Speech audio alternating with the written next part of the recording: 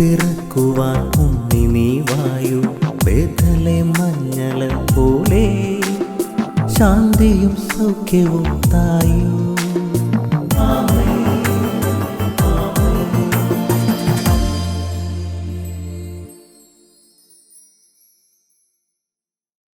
ഈശോമിശിഹായുടെ ഏറ്റവും സ്വന്തമായ കുഞ്ഞെ ദൈവം വിലവയ്ക്കുന്ന എൻ്റെ പ്രിയ സഹോദര സഹോദരി, നീതിക്ക് വേണ്ടി കഷ്ടതകൾ സഹിക്കേണ്ടി വന്നാൽ ഭാഗ്യവാന്മാർ.